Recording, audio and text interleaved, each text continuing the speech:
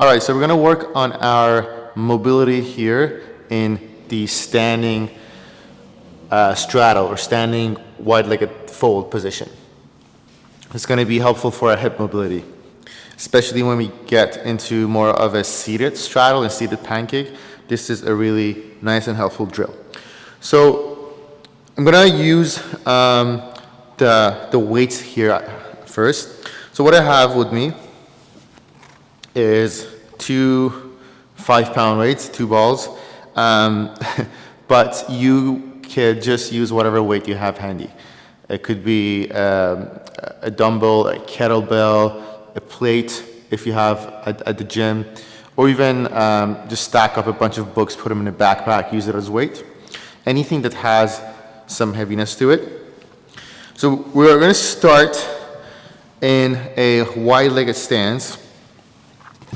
And when we do that, I usually recommend that you point the toes inwards a little bit. By the way, socks are not a great idea. Don't wear socks on slippery surface.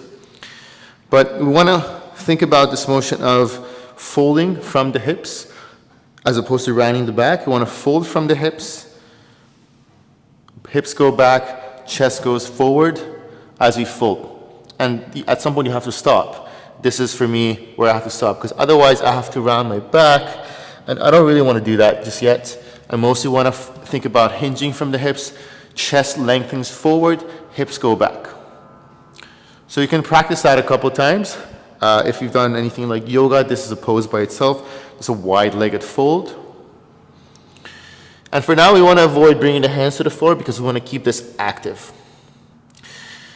So before we even touch the weights, something you could play with is rooting your feet down to the floor, activating your inner thighs here, and then just letting them go. So this is called a contract release method, where you engage the muscles you're working on. In this case is the inner thighs. Engage as if I'm pulling my feet together, and then release, exhale, let it go, try to go a little bit deeper. This by itself is really nice, especially for a warm-up. And eventually we're going to move into using weights, because the weights, they're going to encourage us to go a little bit deeper, and as long as they're not too heavy, the body can manage and it can actually get stronger in that position. And the key is to really warm up with the weights and not go super heavy in the beginning, because you could get injured.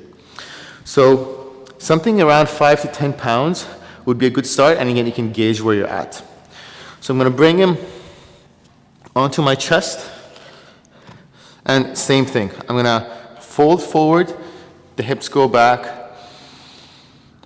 and I'm just going to let the weights pull me down, but also as well as down, I'm going to keep lengthening my chest forward. So I want to try to avoid to just be completely passive here and like around my back. A little bit of shifting of the chest forward is helpful.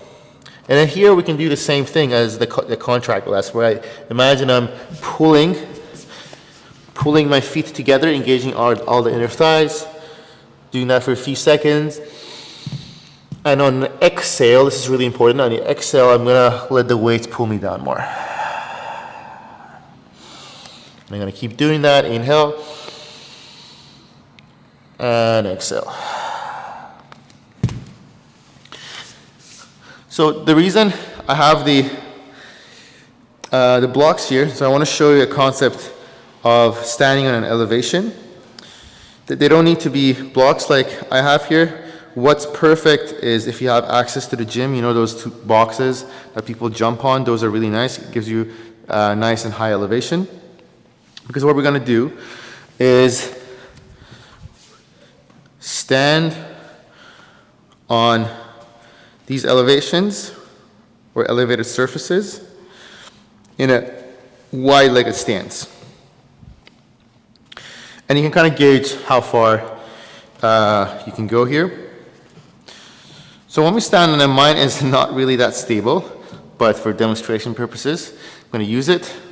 And it's the same idea. I'm going to fold forward.